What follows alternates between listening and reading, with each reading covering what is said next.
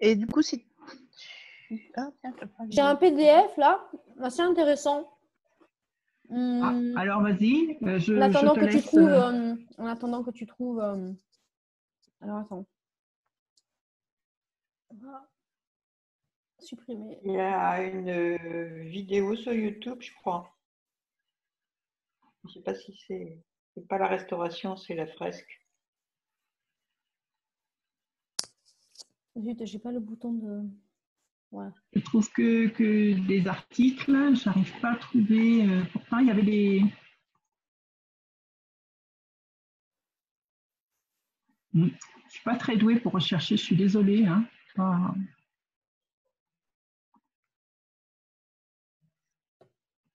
Alors là, donc c'est à propos. Donc c'est toute une étude sur la technique. Alors selon Vasari, ça te parle peut-être plus que nous du coup. Alors Vasari, oui. Ouais. Et le rôle. Ah oui, alors en italien. Oui, mais après on regardera les images, c'est pas grave. Oui. Ah, bah, tu fais la traduction, Véro, c'est pas un problème. Ah non, il y a trop à lire. Ah non, voilà, c'est énorme ce qu'a écrit Vasari. Et il y a une traduction qui était faite en 1700 et quelques en français. Ah ouais, d'accord. Donc là, c'est bien parce qu'on voit quand même le geste. Donc elle le gratte. Alors il y a déjà, on voit un petit peu ici qu'il y a une esquisse. Déjà, il y a une première esquisse qui est faite avec un poncif. Ouais. C'est quoi un poncif? Alors, un poncif, c'est ton dessin grandeur nature que tu fais sur un polyane. Le polyane, on l'utilise aussi, je crois, en mosaïque pour faire le dessin à la taille normale. Donc, tu fais ton dessin, tu le pointes sur tout son tour, et ensuite, tu le positionnes, et avec une espèce de petite touffe un petit tampon où tu mets de la craie bleue, tu tamponnes pour avoir le pourtour du dessin. Ça s'appelle un poncif. Et donc, du coup, ce qui permet d'avoir l'esquisse. D'avoir la grande forme du dessin, si tu veux, et qui te permet effectivement de pouvoir travailler ensuite tes différentes couches pour enlever la matière jusqu'au niveau où tu veux aller, quoi. Ouais.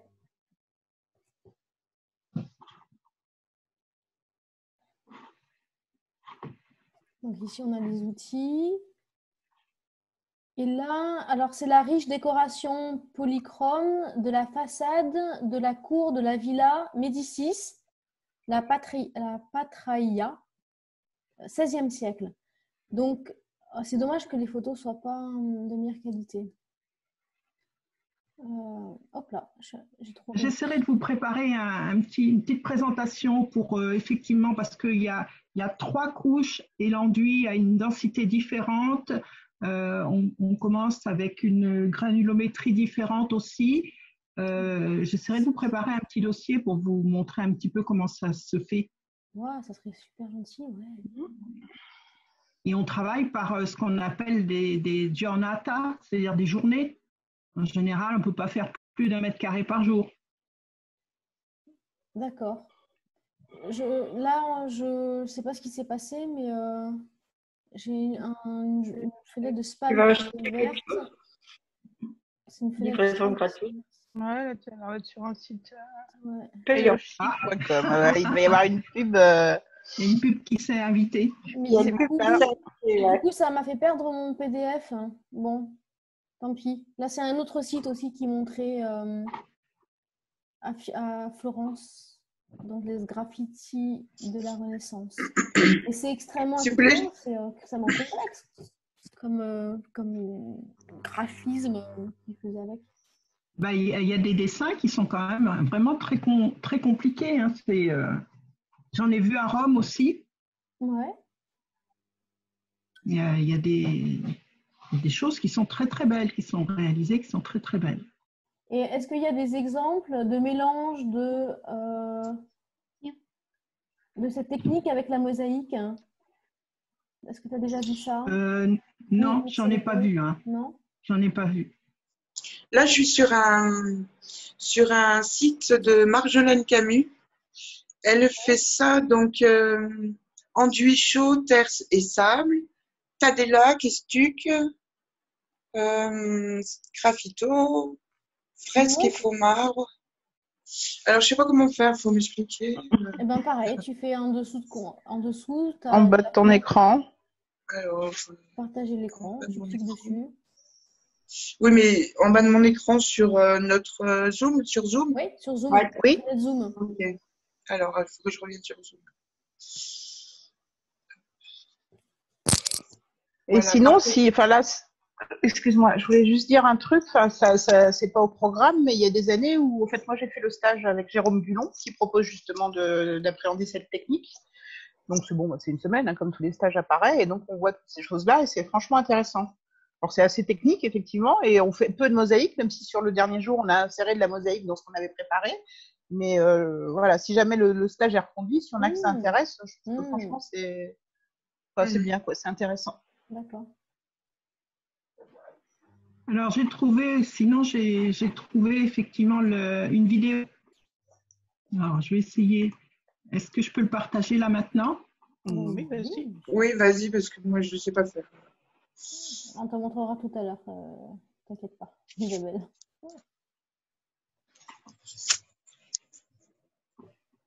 Alors, mets à fond ton son pour qu'on puisse un peu l'entendre nous, sinon... Elle dure combien cette vidéo? 6 minutes, ça va. Si elle dure une demi-heure...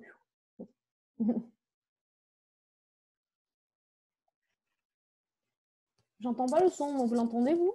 Non. Bon, en même temps, c'est peut-être pas très grave.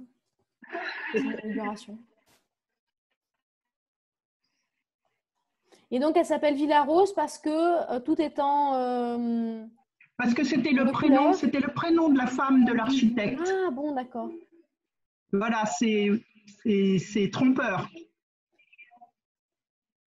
Mais c'est peut-être du coup une volonté de l'avoir fait plus tôt. Je t'entends mal. Bon, c'est pas grave, on verra tout à l'heure.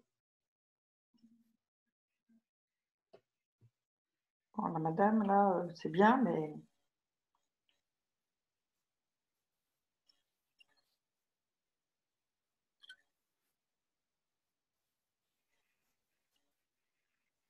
Oh, c'est chouette.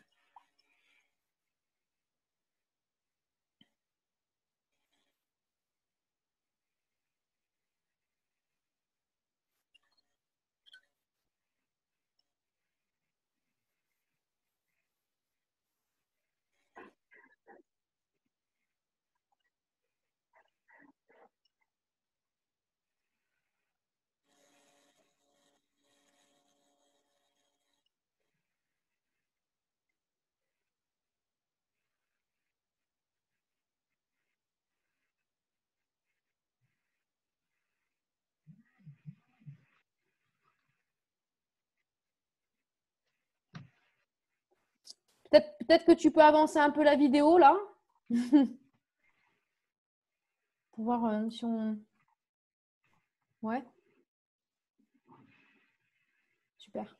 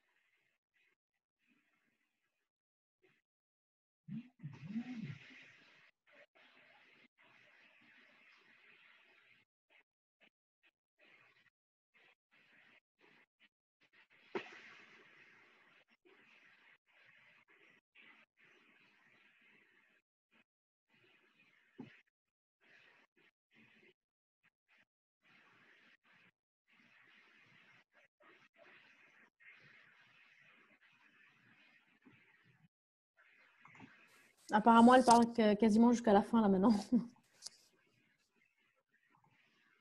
Alors, je vais peut-être passer un peu parce qu'après, c'est les remerciements. Ouais. Voilà, c'était pour vous présenter un petit peu, voilà, cette vie-là, qui est faite tout en sgraffito de tous les côtés. Et jusqu'à quelle profondeur on peut se permettre d'aller au bout d'un moment pour qu'on ne pas gratter ça peut faire 3-4 mm. D'accord. Et ça veut dire qu'en fait, on fait, par exemple, là, il y a une dominante de 3 couleurs. Oui. 4 même d'ailleurs, 4.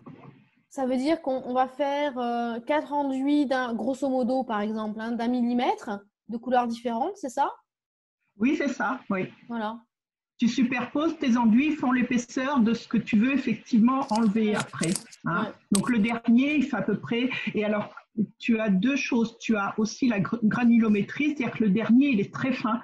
C'est un enduit que tu fais avec de la pâte de chaux et de la poudre de marbre ou du blanc de meudon pour que ce soit très fin. D'accord. Voilà. Chouette. Si tu veux arrêter le partage, tu recliques sur. Il faudrait que je revienne. Mince, j'arrive pas à revenir dans la réunion. Alors attends, je vais peut-être pouvoir le faire moi-même.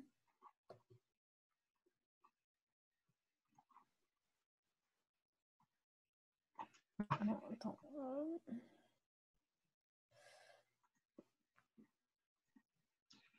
Zut, j'arrive pas. Alors, comment on fait pour arrêter le partage?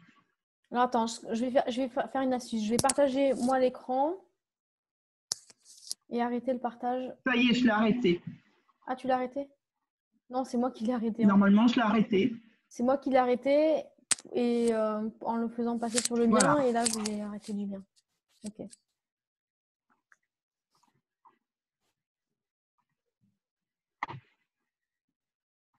Ouais, donc c'est effectivement, on obtient des choses extrêmement fines et subtiles.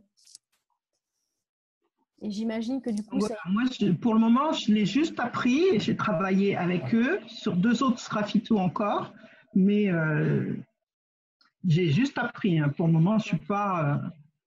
Donc j'ai un projet à la maison. Le mot graffiti vient directement de cette technique, en fait. Voilà.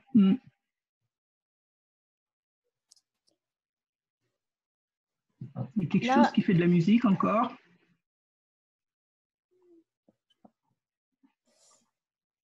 Je vois des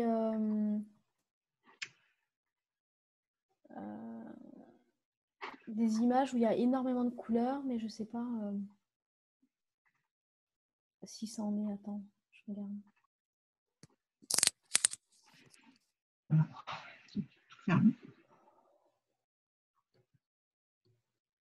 Donc, j'ai un projet effectivement à la maison pour essayer de me faire la main sur le mur à l'arrière. Mais bon, le problème, c'est que c'est aussi la période. Il ne faut pas le faire quand il fait trop chaud parce que ça tire trop vite. Ouais, ça tire trop vite. Ouais. Voilà. Et il ne faut pas le faire en période de gel. Donc, on avait un projet normalement d'un sgraffito sur un des murs du château de Véretz à faire là au mois de mars, fin mars, début avril. Et bien sûr, tout a été arrêté. Ben oui. Et ensuite, il fera trop chaud. Donc, ça sera septembre-octobre. Et donc, du coup, si on devait résumer toutes les techniques d'art mural qui existent. Alors, il y a tout ce qui est fresque. Il y a les fresques à fresco, les fresques à seco.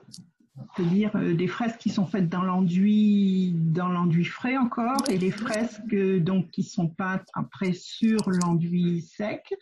On peut retrouver tout ce qui est mosaïque aussi sur les murs, bien sûr. Hein.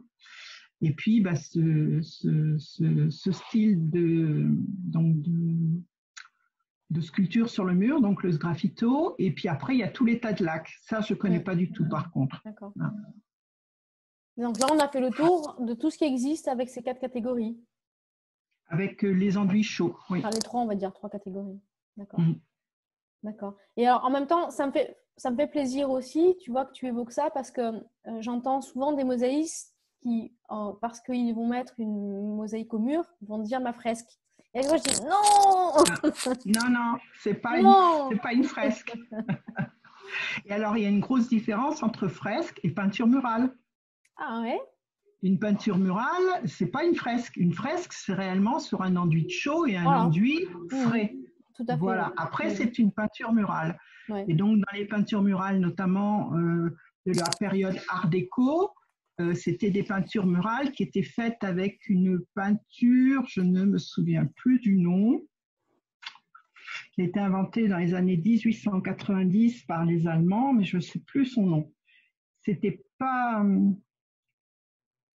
je ne sais plus, je retrouverai le nom, ça a un nom spécial. Et donc, c'est une peinture à l'eau aussi, hein, ni plus ni moins, et qui s'applique effectivement aussi bien sur un enduit chaud que donc au début du XXe sur un enduit ciment. D'accord. Ouais, ok, bien sûr. Voilà. Les fresques de Pompéi, c'est des vraies fresques? C'est des vraies fresques, oui. C'est des vraies fresques. Sur un enduit frais. Sur un enduit frais. Comme ça, qu'on trouve aussi beaucoup dans le midi de la France aussi. Ouais. Alors, c'est rigolo quand les mosaïstes disent ma fresque. Je dis, mais non, on ne dit pas fresque. Mais je dis quoi alors? Bah, mosaïque. Ouais, mais c'est parce que je pense qu'il y a quand même une confusion avec la taille. Dès l'instant que ça a une taille assez conséquente sur un mur, les gens disent que c'est une fresque, quoi. Tu vois, je pense qu'il y a une sorte de... C'est curieux, hein? Oui, ben, je sais bien. Mais tu as un problème aussi juridique. C'est-à-dire qu'un mosaïste qui fait de la mosaïque sur du mural ou sur du sol, il n'est plus considéré comme un artiste, il est considéré comme quelqu'un faisant partie du bâtiment quand il essaye de s'installer. D'accord. Dans la codification d'installation. Oui, d'accord, mais en quoi ça modifie le vocabulaire? Pourquoi on ne parle pas de mosaïque? Pourquoi il parle de fresque, tu vois? Ça ne change pas le mot. Ouais, c'est toujours mystérieux. Ça ne change pas le vocabulaire, ça change simplement que tu passes d'artiste à artisan. Ouais, bien oui. Bien sûr. C'est juste le statut. Voilà. Il y a une bonne explication sur Wikipédia, vous chercherez d'après fresque Wikipédia, et il y a tout un historique avec justement le fait qu'on utilise un terme pas de façon adéquate. Donc voilà, bon, bref, si vous voulez en savoir plus sur la fresque. Et j'avais vu effectivement qu'à Paray-le-Monial, il y avait un stage effectivement qui liait et la fresque et la mosaïque. Je l'avais vu, oui, effectivement. Et j'avais regardé aussi les stages à Ravenne. Et à Ravenne, il y a aussi des stages de fresque. Il y a des stages de mosaïque, mais il y a aussi des stages de fresque dans la même école. D'accord. Ça, c'est vrai que Marlou, je t'imagine bien aimer mélanger les deux pour aérer justement. Oui, en fait, je l'ai pas trop mis en pratique, à vrai dire, mais c'est bien mon problème. Moi, je fais des stages, je me... mais bon, pas grave. Non, mais c'était intéressant. Par contre, c'est quand même vachement technique, hein, parce que les histoires de show, machin, là. Enfin, bon, ah bah, c'est le Gobekki, la Riccio et machin, et oui, Monaco, oui. J'en sais rien. Bon, et ça se fait pas tout seul. Ah oui, non, ça c'est sûr. Ouais, ça s'invente pas, quoi. Enfin, tu peux pas t'improviser fresquiste, quoi.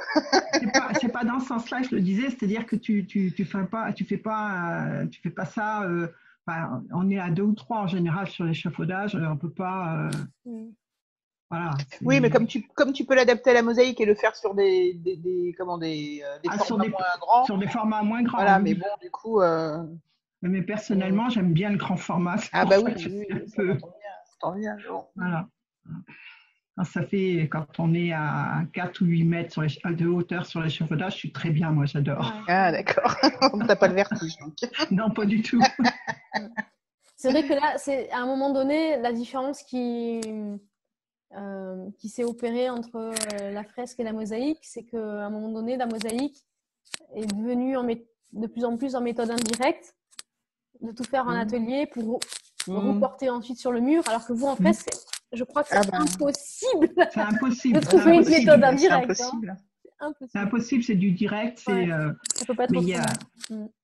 il y a des choses magnifiques, hein, surtout dans la région. On a énormément de fresques dans les églises, hein, des vraies fresques. Hein. Ouais. Toute la période du 9e, 10e, 11e siècle, c'est magnifique. Hein. Ouais. Mais tu sais, en Italie, il y a quelque chose qui m'avait assez époustouflée. C'est que c'est tellement ordinaire dans leur environnement qu'ils finissent même par ne plus tellement y faire attention. Et tu peux trouver un reste de fresque fantastique avec des couleurs fantastiques. Et tu as un fil à linge et le linge qui pend devant. Parce que moi, je suis là, j'ai fait « Ah, c'est beau !» Mais eux, ils en ont partout. Bah, oui, ils en ont partout. Et c'est pas forcément restauré parce qu'ils ne peuvent pas se permettre de tout restaurer. Et c'est devenu ordinaire. C'est tellement ordinaire chez eux. Et de voir ce raffinement dans l'ordinaire du quotidien, c'est un des aspects de l'Italie qui fait que j'aime l'Italie, quoi. Oui. C'est dans leur ADN, cette finesse qu'ils ont. Mais en fait, parce qu'il y a des choses que nous aussi, on ne voit plus chez nous. On ne les regarde plus. C'est vrai. Mais il va falloir plutôt chez nous en général, il y a des cas particuliers, mais en général, il va falloir rentrer dans l'édifice, rentrer dans la petite église romaine du 10e, rentrer, tu vois. Alors que chez eux, c'est dans la rue. Là, tu as la rue et tu as le linge qui pend dans la rue, quoi. Et tous les coins de rue, tu peux trouver ça. Et je me dis, mon Dieu, mais c'est fantastique, quoi. C'est un des aspects qui fait que j'aime l'Italie. Mais après aussi, il y a le revers de la médaille. C'est que c'est peut-être cette finesse et cette beauté peut-être dans leur ADN, mais ils finissent aussi ils peuvent finir par en devenir aveugles aussi. Ah, mais attendez, justement, j'ai une carte postale là. Ah bah voilà. Oh, c'est trop fort. Regardez. C'est ça. Vous la voyez? Ouais. Ah oui, il y en a un peu partout, oui. Voilà. Tu as le fil à linge qui est pendu entre deux murs et derrière, et tout partout, tu as des fresques avec des bleus ciel incroyables. Voilà, pour moi, ça, c'est l'Italie. Et comment je me retrouve avec à nouveau cette carte postale, je ne sais plus. Parce que je l'avais envoyée à quelqu'un.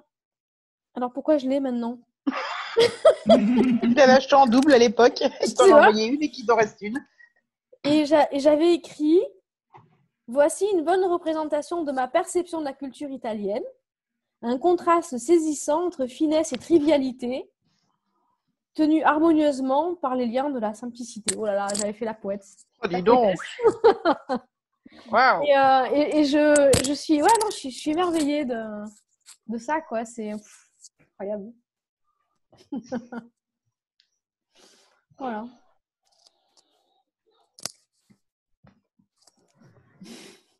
Bon appétit.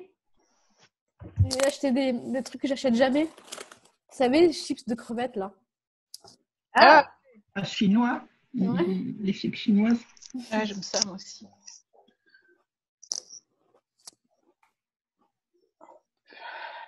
Et le tadlak, c'est plutôt une technique qu'on va trouver dans les pays du Maghreb ou pas nécessairement? Je ne connais pas du tout. Ah, oui, c'est vrai, on en a fait un petit peu en exercice, mais je ne connais pas du tout. Pas... D'accord. Tu dis, Marlou, que tu penses? Je pense oui, et je vérifie évidemment sur Google et mon ami. On en voit beaucoup là-bas, mais est-ce que et donc oui, c'est traditionnel de la culture du Maroc et de l'artisanat marocain. Ah, Maroc en particulier, même pas Maghreb. C'est pas beaucoup chez Geneviève. Ouais. Ouais, de l'arabe masser, frotter, polir, aplanir. Oui, il faut écraser la chaux en fait. Il faut la serrer un maximum. Oui. Serrer, ouais. Oui, donc a priori c'est marocain à l'origine. D'accord. Mais c'est vrai que c'est sympa aussi. Ouais. Alors qu'un enduit pour la fresque, on le pose, on le lisse, mais on ne le serre pas. Si on le serre de trop, ensuite ta teinte, elle rentre effectivement, il ne rentre pas dedans. La couleur, elle ne rentre pas suffisamment. Ouais. Mais tu peux pas la faire, mais à la limite, ça serait intéressant de la faire à la lumière des bougies. Comme avant, enfin non, parce que je pensais qu'il devait le faire, dans la journée. Mais dans les églises, effectivement, c'est toujours intéressant de se demander comment ils pouvaient travailler sous les voûtes. Parce qu'il ne fait quand même pas clair du tout.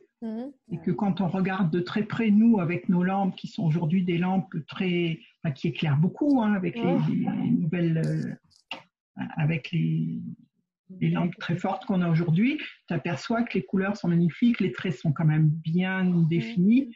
Et ils faisaient ça à la lumière d'une torche ou d'une chandelle, effectivement. Hein. Alors, peut-être pas une, du coup. Peut-être beaucoup de chandelles, je ne sais pas. Hein.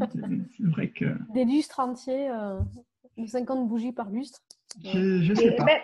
Même avec les bougies, c'est une lumière jaune quand même. C'est quand même jaune, hein. Ouais. Et puis, il faut pas qu'il y ait de courant d'air parce qu'une flamme vacillante, ça fait une lumière qui vibre et c'est difficile à tenir. Mais voilà, je ne sais pas s'il montait réellement avec de la lumière. Hein. Ça se trouve, il montait qu'au moment que dans des périodes où il pouvait voir, tout simplement. Hein. C'est-à-dire dans des moments de la journée suffisamment clairs. Hein. Je sais pas. Mais, mais j'essaierai de vous préparer quelque chose un jour. Super, c'est sympa. Un petit peu pour voir. Voilà, ce qui est joli, il y a vraiment des choses qui sont superbes. Il y a Saint-Savin. Saint-Savin, c'est magnifique. Ah voilà, c'est Saint-Savin. C'est exactement. Saint-Savin. J'avais le mot sur le bout de la langue tout à l'heure quand je disais que je connaissais une autre structure. Et je pensais à Saint-Savin qui est en dessous de Poitiers ou par là-bas. Hein. Voilà, c'est ça. Et j'avais eu envie à une époque de faire un stage chez eux, puis bon, j'ai pas eu l'occasion de le faire et ensuite, le temps a passé. Et donc, Saint-Savin,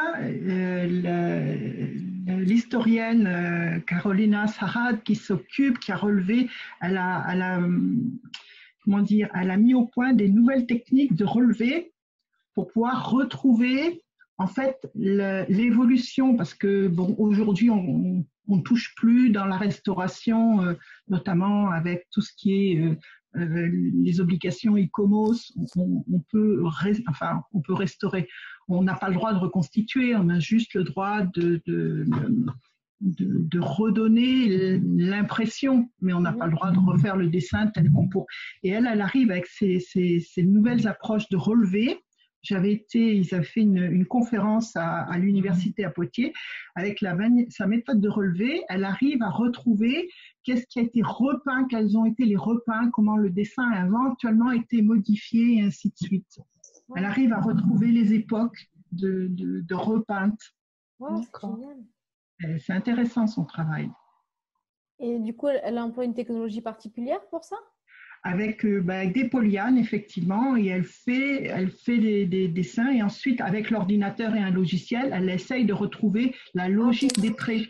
Ah, ouf, ouais, d'accord. Enfin, Voilà. c'est une détective privée plutôt, en fait. Pardon. C'est une détective privée, finalement, son métier. Voilà, les archéologues sont tous des détectives, hein. Les historiens aussi. Hein. Ouais, c'est sûr. Là, c'est passionnant. Voilà. Et c'était très intéressant, effectivement. Elle avait fait une présentation de son travail et de nous montrer qu'effectivement, à l'origine, par exemple, telle représentation, il n'y avait pas cette partie-là, ça avait été refait. Elle avait le niveau de l'enduit aussi qu'elle retrouvait aussi, qui avait été repris. Voilà, des choses comme ça. Très intéressant. Et effectivement, Saint-Savin, c'est vraiment un travail très représentatif de cette époque-là.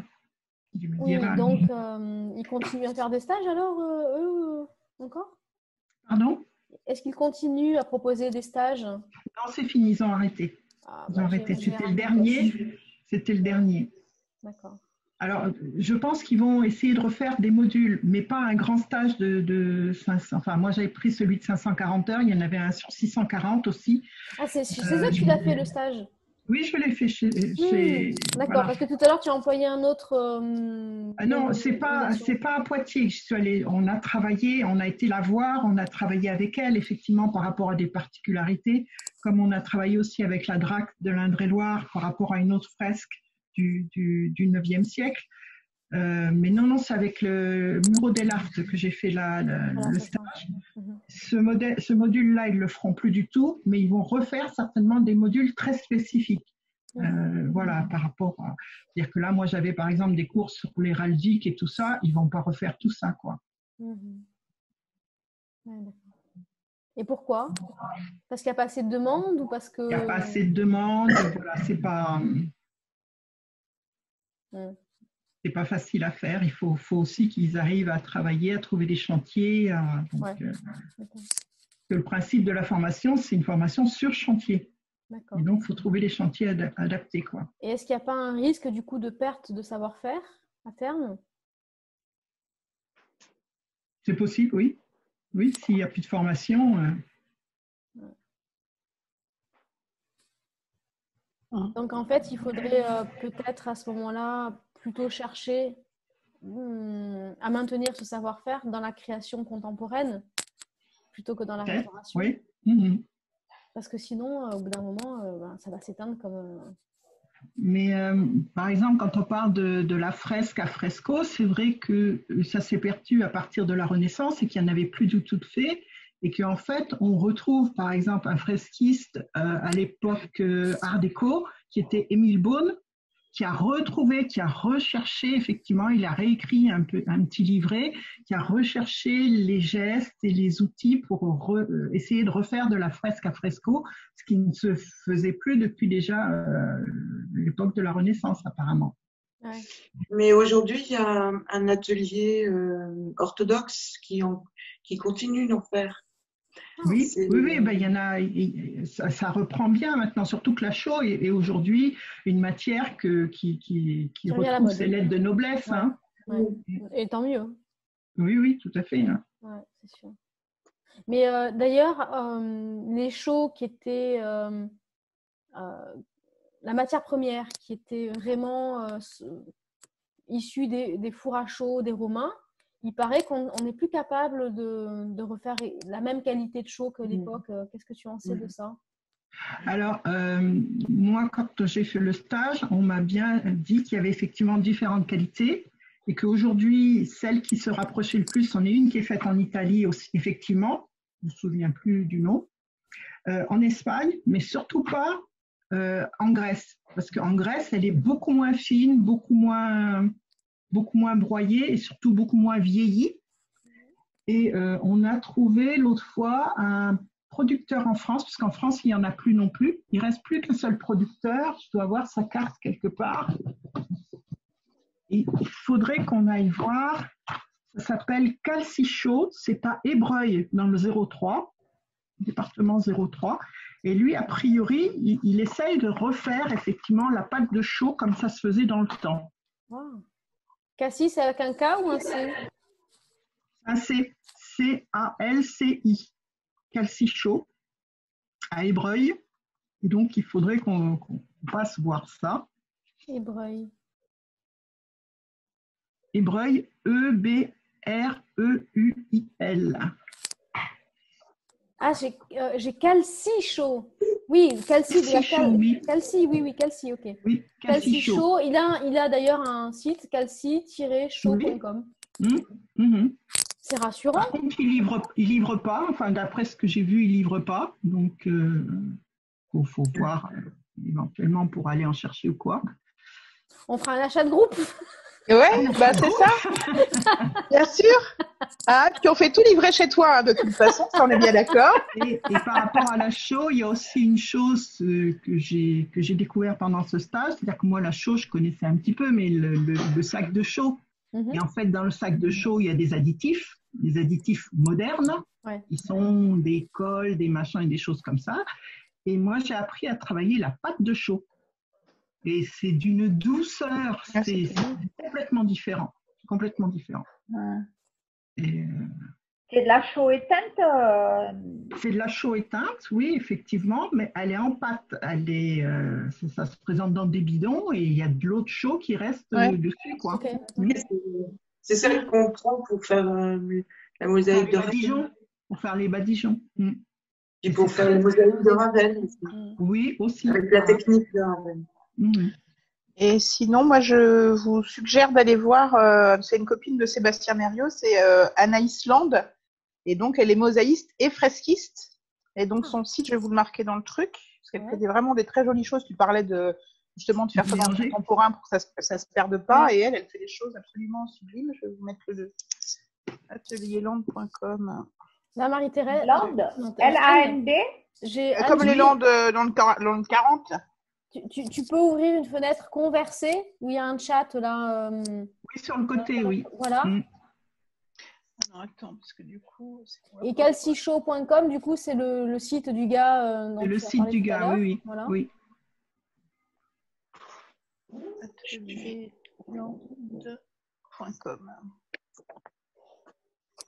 Ah, c'est dans les Landes. Non, elle n'est pas dans les Landes, elle est en Val-de-Loire, je crois. Mais c'est son nom, en fait, Anaïs Land, elle s'appelle. Ah, d'accord. L'atelier s'appelle Atelier Land.